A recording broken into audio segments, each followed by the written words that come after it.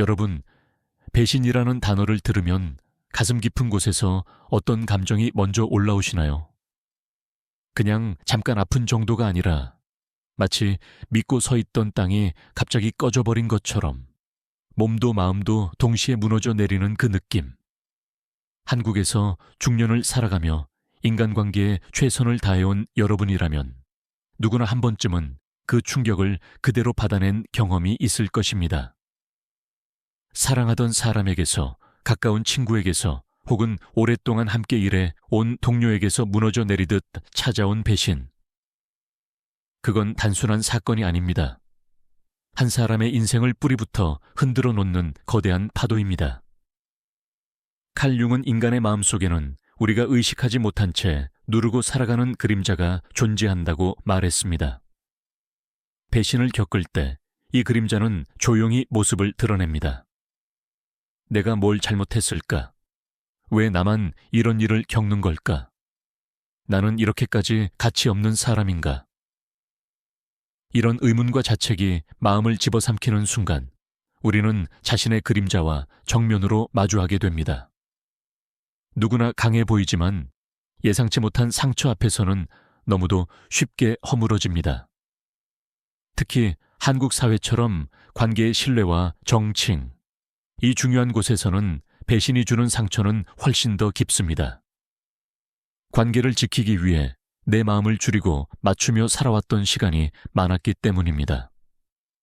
그런데 여러분, 이 고통의 순간에 정말 중요한 질문은 다른 곳에 있습니다. 우리는 배신당했을 때 왜 그렇게 크게 무너질까요? 상대가 떠났기 때문일까요? 믿음이 깨졌기 때문일까요? 아니면 그 관계에 나의 존재 가치를 너무 많이 걸어놓았기 때문일까요? 아마 여러분도 느끼셨을 겁니다.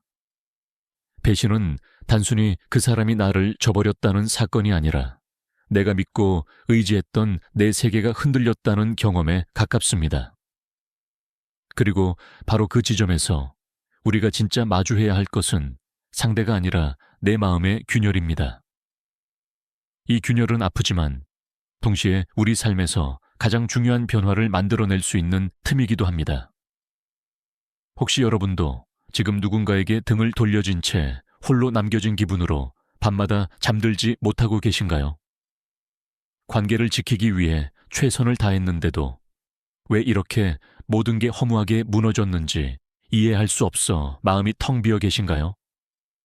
그저 잊고 싶어도 잊히지 않고 용서하고 싶어도 용서되지 않는 감정이 가슴에 박혀 있는 그런 상태로 하루하루를 버티고 계시진 않나요? 혹은 겉으로는 괜찮은 척하며 속으로는 내가 과연 앞으로 다시 누군가를 믿을 수 있을까라는 두려움에 깊이 갇혀 있지는 않으신가요? 이 연령대의 많은 한국 여성분들이 특히 이런 감정을 더 강하게 느낍니다. 가족을 위해, 관계를 위해, 주변 사람들을 위해 자신의 마음을 오랫동안 희생하며 살아왔기 때문입니다. 그래서 배신의 순간 마음 깊숙이 쌓여있던 억눌린 감정들까지 한꺼번에 무너져 내리는 겁니다. 하지만 여러분, 배신이 우리를 무너뜨릴 수도 있지만 때로는 우리가 오래도록 외면해온 나 자신을 다시 발견하게 만드는 통로가 되기도 합니다. 칼 융이 말한 것처럼 우리가 상처를 통해 만나는 자기 자신은 이전보다 더 진짜이고 더 단단한 모습입니다. 괴롭고 쓰라리지만 그 안에는 우리 삶을 새롭게 바꿀 수 있는 힘이 숨겨져 있습니다. 그 힘은 고통을 견디는 데서 시작되는 것도 아니고 상대를 잊는 데서 생기는 것도 아닙니다. 그것은 바로 나 자신의 중심으로 다시 돌아가는 과정에서 비롯됩니다. 여러분은 지금 깊은 어둠에 있는 것처럼 느껴질지 모르지만 인간의 마음은 어둠 속에서야 비로소 자신을 더 선명하게 바라보게 됩니다. 관계의 균열은 내면의 균열이자 동시에 재탄생을 향한 문틈입니다. 그리고 그 문틈을 넘어가는 순간 우리는 더 이상 과거의 내가 아닙니다. 배신 이전에 나보다 훨씬 더 강하고 더 지혜롭고 더 자유로운 존재로 서게 됩니다.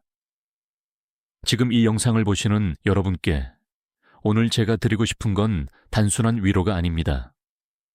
괜찮아질 거예요 라는 말도 아닙니다. 여러분의 상처를 억지로 덮어주는 말도 아닙니다. 오늘 우리가 함께 이야기할 것은 배신을 겪은 후 진짜로 해야 하는 일들입니다. 마음이 산산이 부서진 채 어떻게 다시 중심을 세워야 하는지, 그리고 이 고통을 어떻게 내가 원하는 방향으로 돌려 세울 수 있는지. 단순한 심리학적 조언이 아니라 여러분의 삶에 실제로 적용할 수 있는 내면적 변화의 길을 이야기하려 합니다. 지금 여러분이 느끼는 이 무너짐, 이 상실, 이 혼란 속에는 여러분이 새롭게 태어날 여지가 이미 숨어 있습니다. 그걸 어떻게 꺼내 쓰느냐에 따라 배신은 인생의 끝이 아니라 전환점이 될 수 있습니다. 이제부터 그 길을 함께 찾아가 보겠습니다. 배신을 겪고 난 뒤 사람들은 대부분 제일 먼저 이런 생각을 하게 됩니다. 이 일에서 어떻게 벗어나야 하지? 어떻게 하면 이 고통을 빨리 잊을 수 있을까? 그런데 솔직히 말하면 마음이라는 건 우리가 생각하는 것처럼 그렇게 명령한다고 바로 움직여주는 존재가 아닙니다. 억지로 잊으려고 할수록 더 선명해지고 무시하려고 하면 할수록 내면에서 더 큰 소리를 내기 시작합니다. 한국에서 중년을 지나며 오랜 시간 가족과 관계를 위해 희생하며 살아온 여러분이라면 이 감정의 무게는 더 깊게 가라앉아 있을 것입니다. 관계를 위해 나를 낮추고 오랫동안 참고 버텨오던 마음의 층들이 하나씩 무너지며 흩어지게 되니까요. 배신 이후 가장 먼저 해야 할 일은 사실 아주 단순합니다. 바로 지금 내 감정이 어디에 있는지 정확하게 바라보는 것입니다. 많은 사람들이 감정을 회피하려고 애를 씁니다. 특히 한국의 중년 세대는 어려서부터 감정을 드러내는 것이 약함처럼 보이도록 교육받아 온 경우가 많습니다. 그러다 보니 마음이 무너졌음에도 더 단단한 척, 아무렇지 않은 척, 괜찮은 척하며 일상을 버티려 합니다. 하지만 여러분, 괜찮은 척하는 마음은 괜찮은 게 아닙니다. 괜찮지 않다는 걸 인정해야 비로소 치유가 시작됩니다. 칼 융은 인간의 마음이 어두운 부분과 밝은 부분을 모두 포함하고 있다고 보았습니다. 우리가 외면하는 감정, 숨기려는 상처, 인정하고 싶지 않은 마음들은 무의식의 그림자 속에 쌓입니다. 그런데 배신을 당하면 이 그림자들이 갑자기 수면 위로 떠오르게 됩니다. 그래서 더 고통스럽습니다. 하지만 이 그림자를 바라보지 않고는 진짜 회복은 이루어지지 않습니다. 여러분이 지금 느끼는 분노, 실망, 배신감, 수치심, 두려움, 공허함. 이 모든 감정은 피해야 할 적이 아니라 지금 이 순간 여러분의 내면이 어떤 상태인지 보여주는 신호입니다. 나는 지금 어떤 감정을 느끼고 있지? 이 질문을 조용히 자신에게 던져보세요. 단 한 가지 감정만 있는 것이 아닐 것입니다. 배신의 순간에는 복합적인 감정들이 얽혀 들어옵니다. 어떤 관계에서 배신을 겪었는지에 따라 이 감정의 색깔도 다르게 찾아옵니다. 사랑하는 사람에게서 배신을 당했다면 마음 깊은 곳에서 나는 사랑받을 가치가 없는 사람인가? 라는 두려움이 올라올 수 있습니다. 친구에게서 배신을 당했다면 내가 믿은 눈이 틀린 걸까? 라는 혼란이 생길 수 있습니다. 가족에게서 배신을 당했다면 내 삶의 기반은 도대체 무엇이었나? 라는 심각한 흔들림이 일어날 수 있습니다. 중년의 한국 여성들이 특히 힘들어하는 이유는 평생을 관계 중심으로 살아온 경우가 많기 때문입니다. 누군가를 돌보고, 맞추고, 챙기고, 배려해오며 관계를 삶의 중심에 두고 살아온 시간들이 길었습니다. 그래서 관계가 무너지는 순간 단순히 한 사람과의 문제가 아니라 내가 쌓아온 삶의 가치를 부정당하는 것처럼 느껴집니다. 그 무너짐은 단순한 상처가 아니라 존재 자체가 흔들리는 경험이 됩니다. 하지만 여러분, 이 감정들을 있는 그대로 인정하는 순간부터 치유의 문이 천천히 열리기 시작합니다. 감정은 억누르면 썩고 인정하면 흐릅니다. 흐르는 감정만이 사라지거나 희미해질 수 있습니다. 지금 느끼는 감정이 무엇인지 정확히 말할 수 없다면 괜찮습니다.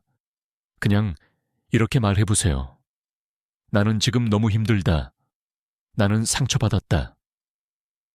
그것만으로도 마음은 조금씩 숨을 쉬기 시작합니다. 감정을 바라본다는 것은 고통을 직면하는 일입니다. 직면은 두려운 일이지만 피하는 것보다 훨씬 덜 아픕니다. 피하면 더 오래 아픕니다. 직면하면 비록 아프더라도 지나갑니다. 감정은 마치 물과 같아서 흘러갈 공간을 만들어주면 자연스럽게 이동합니다. 하지만 감정을 막아두면 그 물은 고여서 썩고 나중에는 훨씬 더 큰 고통으로 돌아옵니다. 많은 사람들이 배신의 아픔을 극복하지 못한 이유는 감정 자체를 잘못 다루었기 때문입니다. 감정을 억누르기만 하고 제대로 들여다보지 않았기 때문에 마음속 그림자는 점점 더 강해져 삶 전체에 영향을 미치게 됩니다. 지금 여러분이 해야 할 일은 대단한 것이 아닙니다. 자기 자신을 조금 더 진심으로 바라보는 것입니다. 나는 왜 이렇게 아플까? 이 질문 하나만 던져보세요. 쉽게 대답할 수 없을 것입니다. 하지만 괜찮습니다. 중요한 건 답을 찾는 것이 아니라 질문을 던지는 순간 이미 마음의 문이 조금 열리기 시작한다는 것입니다. 여러분의 마음은 여러분이 생각하는 것보다 훨씬 복잡하고 훨씬 깊습니다. 그리고 그 마음을 따라가다 보면 어느 순간 지금의 고통 아래에 숨어있던 진짜 나를 만나게 됩니다. 여러분이 지금 느끼는 상처가 여러분의 약함을 의미하는 것이 아닙니다.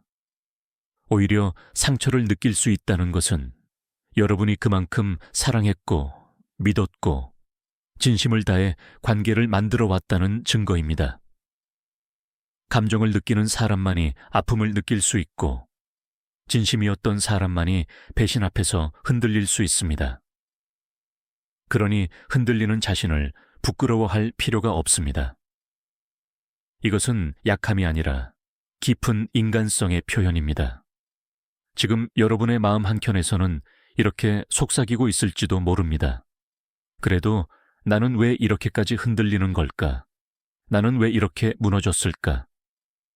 여러분, 무너진 것은 여러분의 가치가 아니라 여러분이 믿고 기대왔던 세계의 일부입니다.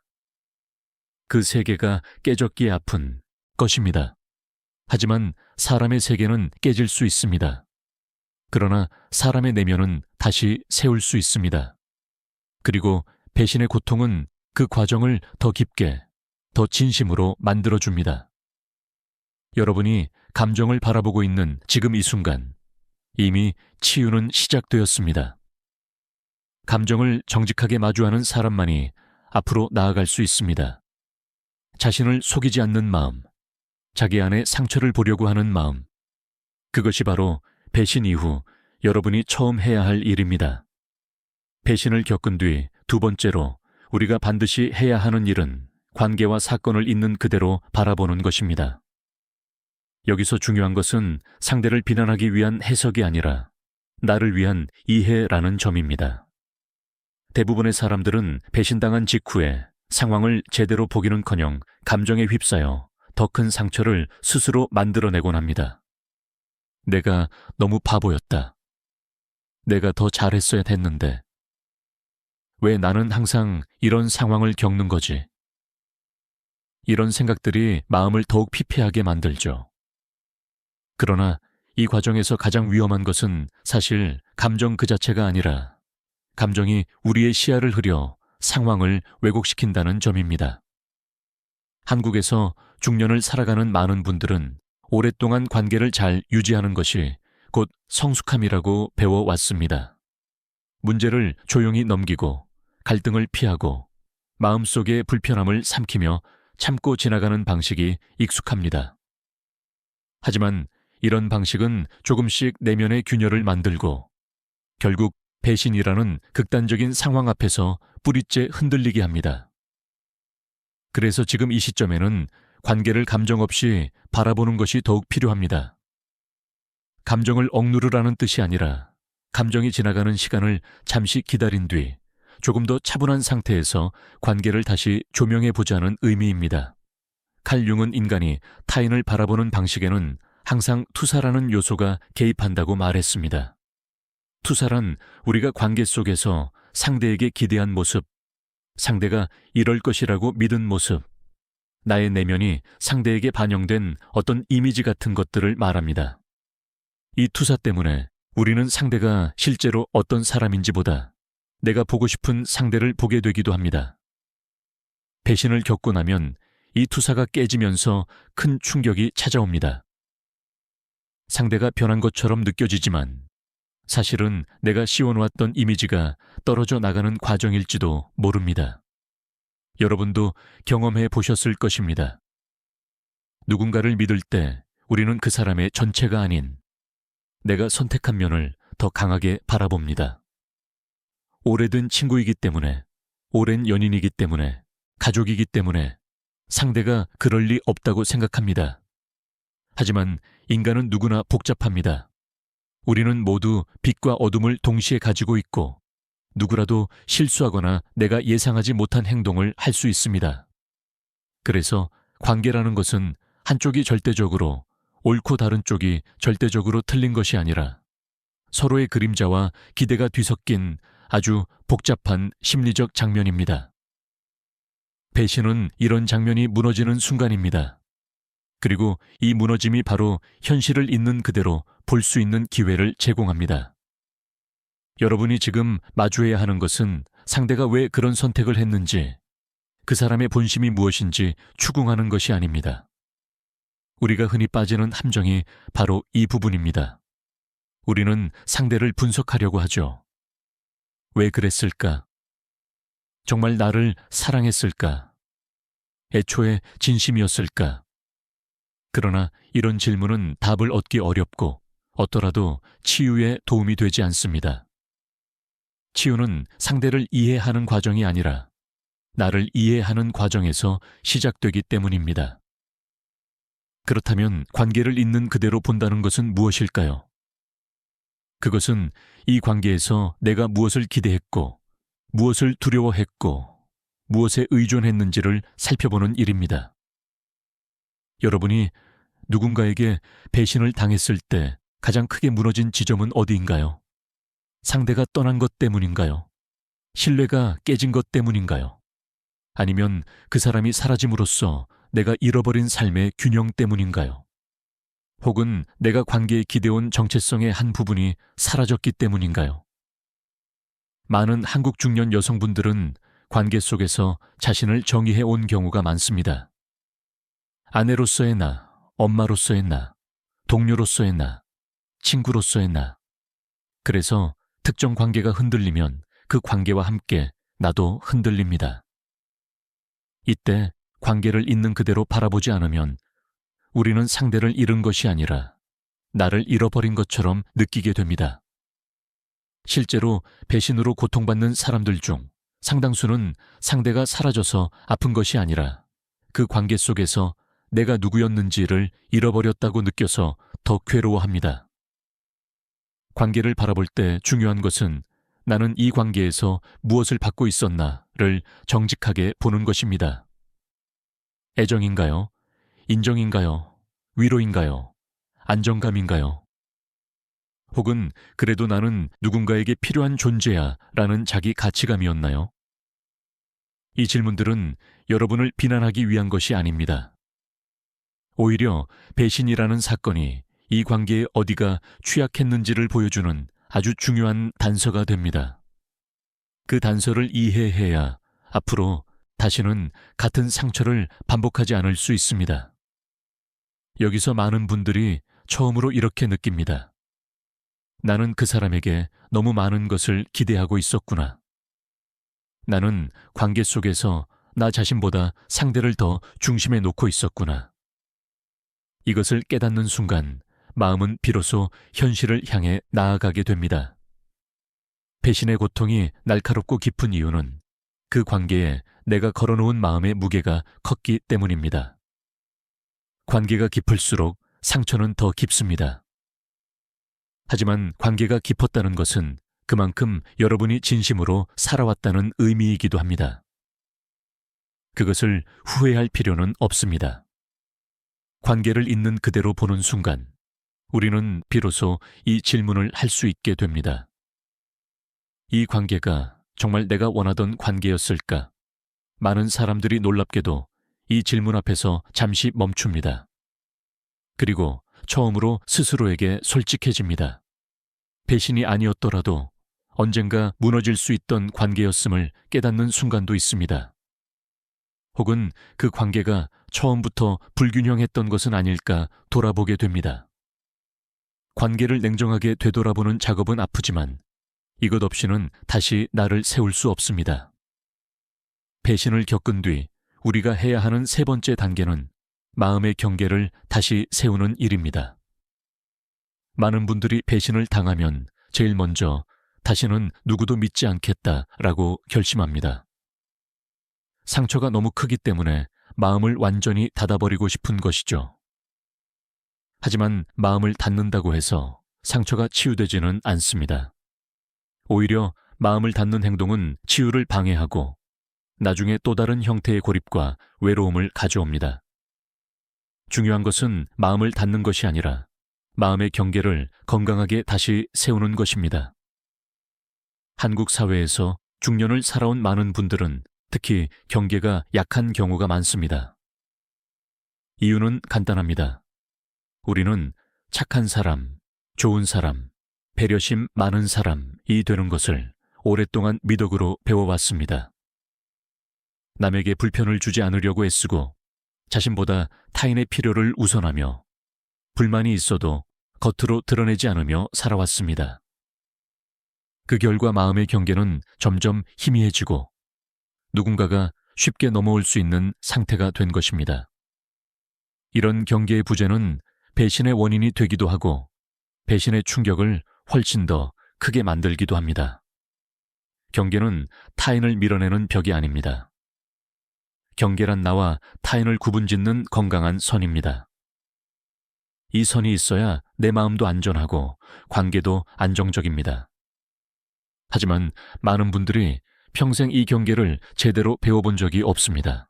그래서 배신 이후의 경계 제거는 단순히 상처를 막는 방어가 아니라 여러분 인생 전반을 다시 안정시키는 중요한 과정이 됩니다. 그렇다면 경계를 세운다는 것은 구체적으로 무엇을 의미할까요? 첫 번째는 나의 감정을 인정하고 보호하는 것입니다. 많은 중년 여성분들은 자신보다 상대의 감정을 먼저 고려하는 데 익숙합니다. 누군가 불편해할까봐, 누군가 상처받을까봐 자신의 감정을 뒤로 미뤄두고 살아왔습니다. 그러나 이제는 여러분의 감정이 우선되어야 합니다. 여러분의 마음이 지금 가장 중요한 자리입니다. 감정이 무너지면 삶 전체가 무너지기 때문입니다. 여러분의 감정을 보호한다는 것은 더 이상 여러분의 마음이 상처받는 상황을 반복적으로 허용하지 않겠다는 선언입니다. 상대의 요구가 과하거나 의무감 때문에 억지로 맞추고 있다면 이제는 나는 지금 이게 불편하다라고 솔직히 말해야 합니다. 경계는 말하지 않으면 아무도 모릅니다. 상대는 여러분이 괜찮아 보이면 계속 그 선을 넘어옵니다. 표현하지 않는 감정은 존중받을 수 없습니다. 경계는 조용한 마음에서 시작되지만 결국 말로 만들어져야 삶에서 기능합니다. 두 번째는 여러분의 시간을 보호하는 것입니다. 배신을 겪으면 많은 분들이 관계를 다시 확인하기 위해 혹은 상대의 행동을 이해하기 위해 엄청난 에너지를 쏟아붓습니다. 하지만 이 에너지는 대부분 소모적이고 마음을 더 지치게 합니다. 여러분의 시간은 소중합니다.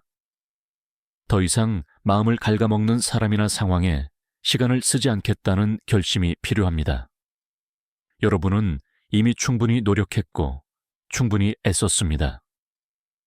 이제는 내 시간을 내게 돌려줘야 할 때입니다. 세 번째는 여러분의 가치 기준을 분명히 하는 것입니다. 경계는 나의 가치 기준에서 시작됩니다. 내가 관계에서 무엇을 원하고 어떤 행동이 내게 상처를 주며 어떤 방식으로 대우받아야 내가 안전한지를 스스로 알고 있어야 합니다.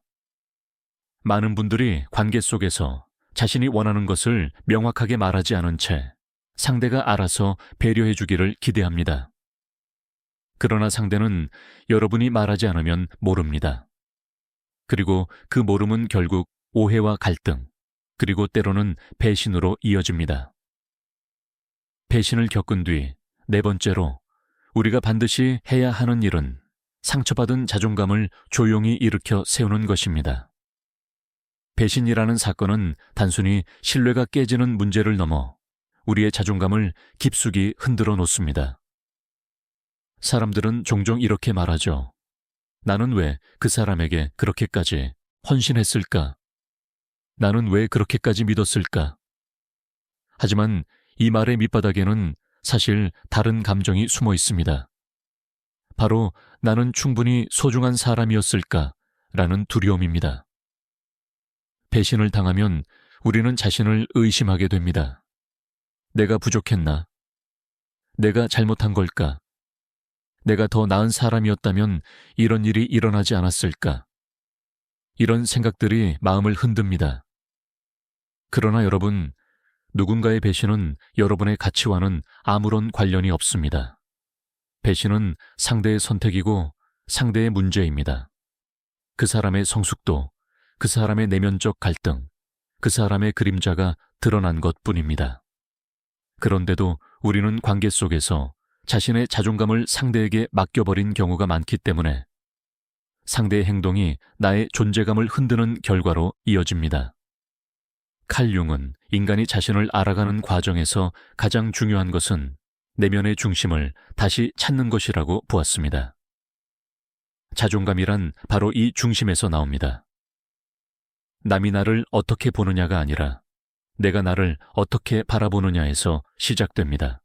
하지만 배신을 당하면 이 중심이 크게 흔들리면서 우리가 오랫동안 간직해온 자기 가치감도 함께 무너질 수 있습니다.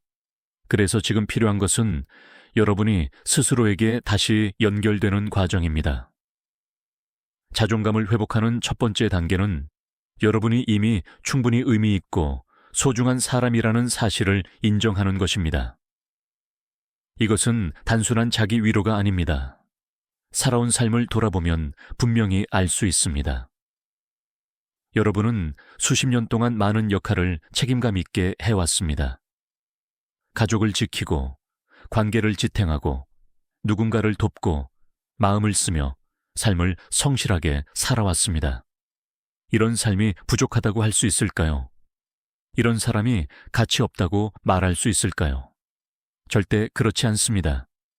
관계 속에서 누군가의 선택이 잘못되었다고 해서 여러분의 삶 전체가 부정되는 것이 아닙니다.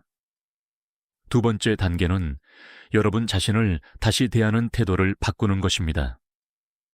평생 동안 여러분은 남을 먼저 챙기고 남의 감정을 먼저 고려하며 살았습니다. 그래서 자신을 대하는 태도는 늘 뒤로 밀려났습니다. 하지만 이제는 여러분 자신의 마음에 더 많은 시간을 내야 합니다. 나는 괜찮아. 나는 충분히 노력했어. 나는 잘하고 있어. 이런 말들이 단순한 긍정 문구처럼 보일 수 있지만 실제로 우리 마음에는 강력한 힘을 줍니다. 마음은 스스로에게 건네는 말에 민감하게 반응합니다. 오랫동안 남을 위해 써오던 친절함을 이제는 나 자신에게 조금씩 돌려줘야 합니다. 배신을 겪은 뒤 다섯 번째로 우리가 해야 하는 일은 고통을 의미로 전환하는 과정입니다. 사람은 누구나 상처받으면 그 상처를 없애고 싶어 합니다. 고통을 잊고 싶고 사라지길 바라고 아무 일도 없었던 것처럼 돌아가고 싶어 합니다. 하지만 마음의 고통은 억지로 사라지지 않습니다. 오히려 억누르려고 할수록 더 깊숙이 숨어들어 나중에 더 큰 그림자로 나타납니다. 그래서 고통을 단순히 없애려고 하기보다 그 고통 속에서 의미를 발견하려는 과정이 필요합니다. 이것은 고통을 미화하라는 뜻이 아닙니다. 아픈 건 아픈 것입니다. 억울하고 분하고 슬프고 무너져 내리는 감정은 있는 그대로 인정해야 합니다.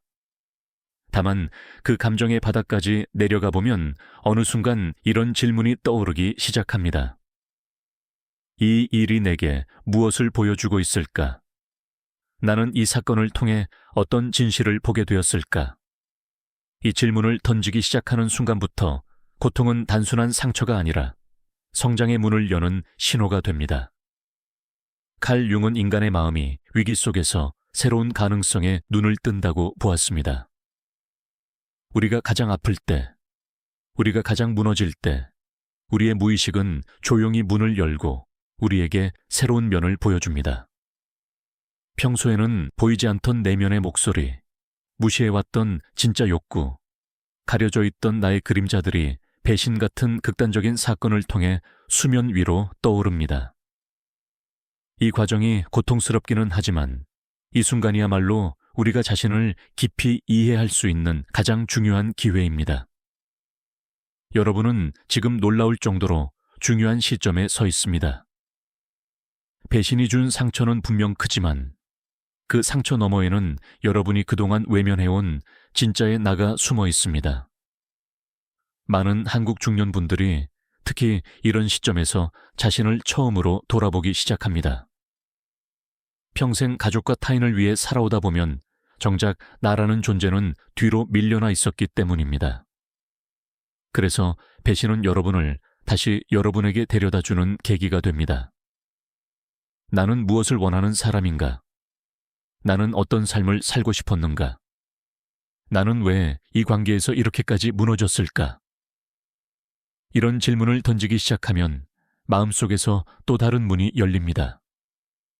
고통을 의미로 전환하는 가장 핵심적인 방법은 이 사건에서 배울 수 있는 점을 찾아보는 것입니다.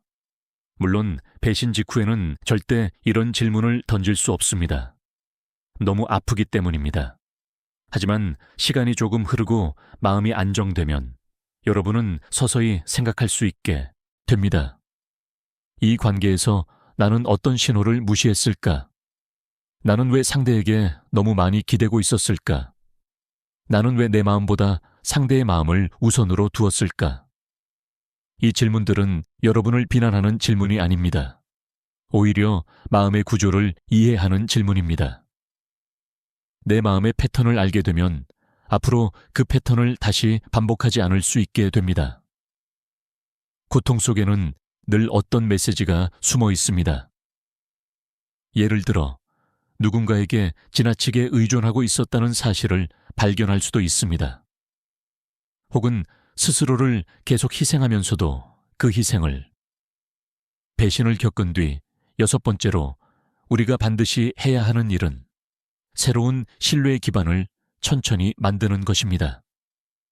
많은 사람들이 배신을 당한 후 속으로 이렇게 생각합니다. 나는 다시는 누구도 믿지 않을 거야. 마음을 닫아야 안전하다고 느끼기 때문입니다. 하지만 마음을 완전히 닫고 살아갈 수는 없습니다. 인간은 관계 속에서 살아가는 존재입니다. 마음을 닫으면 상처를 막을 수 있을 것 같지만 동시에 사랑도, 따뜻함도, 기쁨도 들어오지 못하게 됩니다. 그래서 상처받은 마음을 다시 열기 위해서는 신뢰를 예전 방식 그대로가 아니라 새로운 방식으로 쌓아야 합니다. 여기서 중요한 것은 배신 이전의 신뢰 방식과 배신 이후의 신뢰 방식은 달라야 한다는 점입니다. 이전의 신뢰가 순진한 확신이나 무의식적인 기대에서 비롯되었다면 이제부터의 신뢰는 성숙하고 현실적인 기반에서 출발해야 합니다. 신뢰는 무조건적인 것이 아닙니다. 신뢰는 조건 없이 주어지는 것이 아니라 관계 속에서 서로의 행동으로 천천히 쌓아 올리는 것입니다. 많은 분들이 이 사실을 배신 후에서야 처음 깨닫습니다. 신뢰를 다시 세우기 위한 첫 번째 단계는 나 자신을 다시 믿는 것입니다. 많은 사람들은 배신당하면 상대를 의심하는 데에만 집중하지만 사실 더 깊은 곳에서는 자신에 대한 의심이 생깁니다.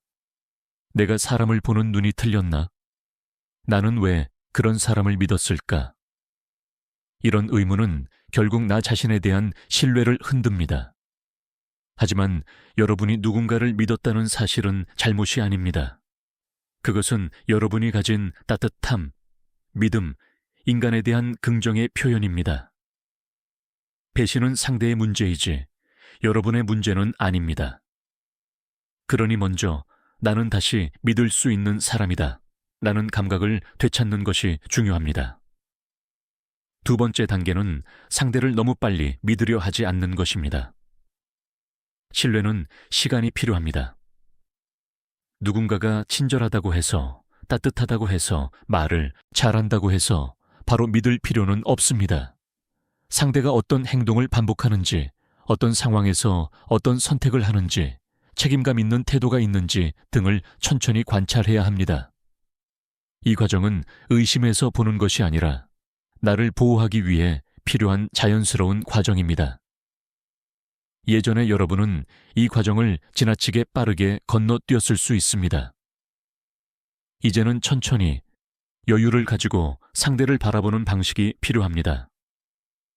세 번째 단계는 신뢰를 상대에게만 의존하지 않는 것입니다. 많은 사람들이 특정 관계에 지나치게 많은 감정적 무게를 실어 놓습니다. 그 관계가 흔들리면 삶 전체가 흔들리는 이유는 모든 정서가 한 사람에게 집중되어 있었기 때문입니다. 이제는 여러분의 정서적 기반을 더 넓게 만들어야 합니다. 가족, 친구, 취미, 공동체, 혹은 스스로에게 주는 시간 등 여러 가지 연결점을 만들어야 합니다. 그래야 특정 관계가 흔들려도 전체 삶이 무너지지 않습니다. 신뢰의 중심을 한 사람에게 두는 것이 아니라 나 자신과 여러 삶의 요소들로 나누는 것이 필요합니다. 네 번째 단계는 상대에게도 내게도 솔직함을 기반으로 한 신뢰를 만드는 것입니다. 많은 한국 중년 여성분들이 관계를 유지하기 위해 자신의 감정을 숨기거나 약한 부분을 드러내지 않았던 경우가 많습니다. 하지만 솔직하지 않은 신뢰는 오래가지 않습니다. 진짜 신뢰는 감정을 숨기지 않는 데서 시작됩니다. 불편하면 불편하다고 말하고, 상처받으면 상처받았다고 말하고, 원하는 것이 있다면 솔직하게 표현해야 합니다. 상대도 나도 솔직해지는 과정을 통해 비로소 안정적인 신뢰가 만들어집니다. 다섯 번째 단계는 실망할 수 있는 여지를 인정하는 것입니다. 완벽한 사람은 없습니다. 누구나 실수하고 누구나 나를 실망시킬 수 있습니다. 신뢰를 다시 쌓는다는 것은 상대를 이상화하는 것이 아니라 그 사람의 인간적인 부분까지 포함해서 받아들이겠다는 뜻입니다. 물론 배신 같은 극단적인 행동은 절대 용납해서는 안 되지만 일상의 작은 실망들은 관계에서 자연스럽게 일어나는 일입니다. 중요한 것은 그 실망이 쌓이지 않게 솔직하게 이야기하고 조율하는 과정입니다. 여섯 번째 단계는 경계를 기반으로 한 신뢰를 세우는 것입니다. 경계가 없는 신뢰는 불안합니다. 내가 어디까지 허용할 것인지, 무엇이 나를 상처 입히는지, 상대에게 어떤 태도를 기대하는지, 이런 기준들이 분명해야 관계도 안정됩니다. 경계는 신뢰를 막는 것이 아니라 신뢰를 더 건강하게 만들어줍니다. 경계가 있는 사람은 자신도 지키고 상대도 존중할 수 있습니다.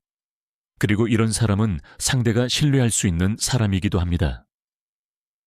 배신을 겪은 뒤 마지막으로 우리가 해야 하는 일은 새로운 삶을 향해 천천히 나아가는 것입니다. 많은 사람들이 배신 이후에 삶이 멈춘 것 같다고 느낍니다. 마음이 무너지고 일상이 흔들리고 미래가 불안해지고 관계에 대한 신뢰도 사라진 것처럼 느껴집니다. 그럴 때 우리는 흔히 이렇게 생각하죠. 이제 나는 어떻게 살아가야 하지? 하지만 여러분, 인생은 배신에서 끝나지 않습니다. 오히려 배신은 새로운 인생이 시작되는 순간이 되기도 합니다. 지금까지의 삶이 끝났다는 뜻이 아니라 이제부터는 다른 방식으로 살아갈 수 있다는 가능성이 열린 것입니다. 새로운 삶을 향해 나아가는 첫 번째 단계는 과거를 억지로 지우거나 잊으려고 하지 않는 것입니다. 사람들은 상처를 잊으려고 할 때 오히려 더 아파집니다. 억누르면 더 깊이 자리 잡고 도망치려 하면 마음의 밑바닥에서 계속 울립니다. 잊으려고 하지 말고 단지 놓아주는 것입니다. 놓아준다는 것은 기억을 지우는 것이 아니라 그 기억의 무게를 내려놓는 것입니다. 그 기억이 나를 흔들지 않도록 내 중심을 다시 잡는 것입니다. 두 번째 단계는 삶의 작은 부분부터 다시 시작하는 것입니다. 거창한 목표나 큰 변화가 필요하지 않습니다. 하루에 단 10분이라도 나를 위한 시간을 만드는 것이 시작입니다. 아침 햇살을 맞으며 잠시 눈을 감는 시간, 따뜻한 차를 마시며 마음을 진정시키는 시간, 가벼운 산책을 하며 숨을 고르는 시간, 이런 작은 순간들이 쌓이면 마음은 천천히 회복됩니다. 상처가 깊을수록 회복도 천천히 진행됩니다. 괜찮습니다. 천천히 가도 됩니다. 중요한 건 멈추지 않는 것입니다. 세 번째 단계는 여러분이 진짜 원하는 삶이 무엇인지 천천히 찾아가는 것입니다. 배신이라는 큰 충격은 때때로 우리가 오랫동안 억눌러 왔던 욕구나 갈망을 드러나게 합니다. 나는 사실 이런 삶을 원하지 않았는데, 나는 계속 참고만 살아왔네. 나는 누군가의 기대에 맞추며 살았을 뿐이었구나. 이런 깨달음이 찾아오기도 합니다. 이 깨달음은 여러분에게 새로운 방향을 제시합니다. 더 이상 과거의 방식대로 살 필요가 없습니다. 이제부터는 여러분이 진짜 원하는 방식으로 살아가면 됩니다. 네 번째 단계는 여러분의 세계를 다시 확장하는 것입니다. 상처를 받으면 우리는 본능적으로 세계를 좁히게 됩니다. 사람을 피하고 새로운 관계를 두려워하고 새로운 경험을 거부하게 됩니다. 하지만 마음이 조금씩 회복되기 시작하면 여러분은 다시 세상을 향해 나아갈 수 있습니다. 새로운 사람을 만나고 새로운 배움을 시작하고 새로운 취미를 갖고 새로운 환경에 자신을 열어놓는 것입니다. 이 과정에서 여러분은 이전에는 몰랐던 자신을 발견하게 됩니다. 다섯 번째 단계는 여러분이 스스로를 더 깊이 사랑하는 법을 배우는 것입니다. 배신은 우리에게 이렇게 묻습니다. 너는 스스로를 얼마나 사랑하고 있었니? 많은 사람들은 이 질문 앞에서 조용히 눈을 감습니다. 오랫동안 자신보다 타인을 우선했던 삶이 떠오르기 때문입니다. 남의 기대를 맞추고, 남을 챙기고, 남을 지키느라 정작 나 자신은 늘 뒤에 놓여 있었던 시간들. 이제는 그 순서를 바꾸어야 합니다. 여러분이 여러분의 삶에서 가장 중심이 되어야 합니다. 여러분의 감정, 여러분의 필요, 여러분의 행복이 더 이상 밀려나 있어서는 안 됩니다. 여섯 번째 단계는 미래를 다시 설계하는 것입니다. 앞으로 나는 어떤 관계를 맺고 싶지? 나는 어떤 삶을 살고 싶지? 이런 질문들은 단순한 계획 세우기가 아니라 여러분의 영혼이 다시 길을 찾는 과정입니다. 배신을 겪기 전에는 주변 사람들의 기대와 가족의 요구, 사회적 역할에 맞추어 살아왔다면 이제부터의 삶은 여러분의 내면이 원하는 방향으로 움직일 수 있습니다. 여러분의 인생은 끝나지 않았습니다. 오히려 이제부터 새롭게 시작할 수 있습니다. 일곱 번째 단계는 과거를 원망으로 묶어두지 않는 것입니다. 배신을 준 사람을 용서하라는 의미가 아닙니다. 용서는 상대를 위한 것이 아니라 나 자신을 자유롭게 하기 위한 것입니다. 상대를 미워하는 감정은 결국 여러분을 묶어두는 사슬이 됩니다. 이 사슬을 끊기 위해 필요한 것은 나는 이제 이 감정에서 벗어나겠다는 조용한 결심입니다. 용서란 상대를 받아들이는 것이 아니라 상대가 내 마음을 더 이상 흔들지 못하도록 하는 것입니다. 그 결심이 이루어지는 순간 마음은 비로소 자유로워집니다. 8번째 단계는 내 삶의 영적 중심을 다시 세우는 것입니다. 배신은 우리의 마음 깊은 곳을 흔드는 사건이기 때문에 우리는 스스로를 근본적으로 다시 바라보게 됩니다. 나는 어떤 사람인가? 나는 무엇을 믿고 살아왔는가? 나는 어떤 가치로 살아가야 하는가? 이런 깊은 질문은 우리 삶의 내면적 근육을 단단하게 만듭니다. 이 과정을 통해 우리는 이전보다 훨씬 더 깊은 자기 이해에 도달하게 됩니다. 그리고 이 이해는 인생 어디에서도 흔들리지 않는 중심이 됩니다. 9번째 단계는 여러분이 다시 사랑할 수 있다는 것을 믿는 것입니다. 사랑은 단지 누군가를 향한 감정이 아니라 삶 전체를 따뜻하게 감싸는 에너지입니다. 배신을 겪으면 사람들은 사랑을 두려워하게 되지만 시간이 지나면 마음은 다시 따뜻함을 향해 움직이기 시작합니다.